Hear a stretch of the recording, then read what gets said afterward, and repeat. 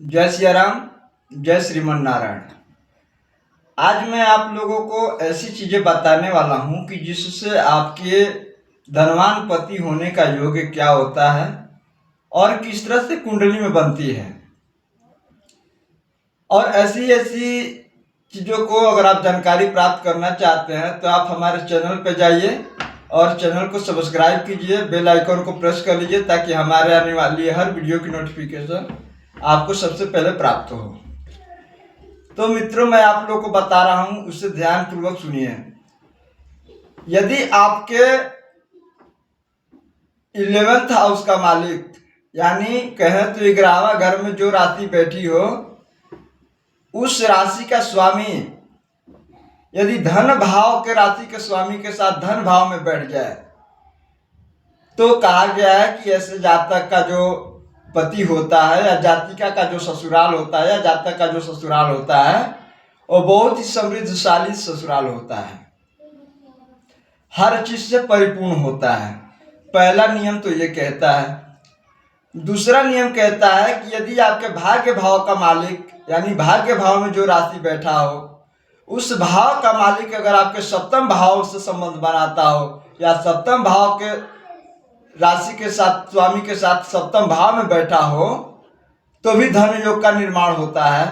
ऐसा व्यक्ति, ऐसा जातक या जातिका का जो ससुराल पक्ष होता है या जातक जो होता है वो बहुत ही वैभवशाली होता है, उसके पास अपार संपत्ति होता है।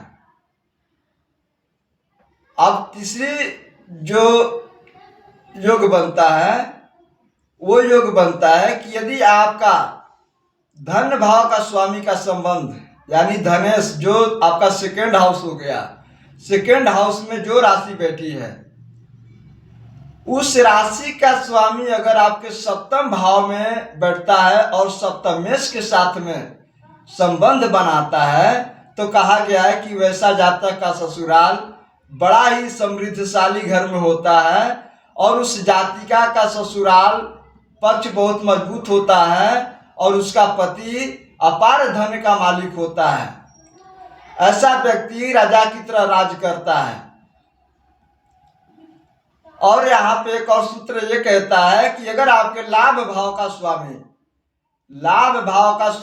अगर आपके सप्तम भाव से संबंध बना ले, चाहे लाभ भाव में जो भी राशि बैठी हो, उस राशि का स्वामी अगर सप्तम भाव के स्वामी के साथ बैठ जाए, सप्तम भाव में बैठ जाए तो भी ये राजयोग निर्माण करता है। ऐसा व्यक्ति, ऐसा जातिका का पति जो होता है और उसका जो ससुराल पक्ष होता है बहुत मजबूत होता है, बहुत समृद्धशाली होता है। यही कहता है कि यहाँ एक और सूत्र लागू होता है कि यदि धन भाव का स्वामी और लाभ भाव का स्वामी का संबंध और भाग्य भाव से हो जाए तो ऐसा व्यक्ति के भाग्य में अपार संपत्ति आता है। तो आपको यह योग कैसा लगा, आप अपने पत्रिका में देखिए कि क्या आपके पत्रिका में ये योग बन रहे हैं या नहीं बन रहे हैं। अगर बन रहे हैं तो आप ये समझ जाइए, आप कंफर्म हो लीजिए कि आपके ससुराल पक्ष बहुत ही मजबूत होगा, चाहे आप स्त्री हो या पुरुष हो। यदि आपको ये बात नहीं समझ में आती है तो आप किसी भी विद्वान ज्योतिषी से अपनी कुंडली का एनालिसिस करा सकते हैं और उनसे ये चीज़ पता कर सकते हैं। अगर आप कोई न मिले तो आप कमेंट्स बॉक्स में आप हमें मैसेज करिए, आप अपॉइंटमेंट ले लीजिए, मैं आपको बतलाऊंगा और सब चीज़ फोन पे ही सारा चीज़ क्लियर बता दूंगा कि आप कब क्या आपको प्राप्त होगा। आप देश विदेश कहीं भी रहते हो, मैं आपको एक एक पॉइंट को अच्छे से समझा दूंगा।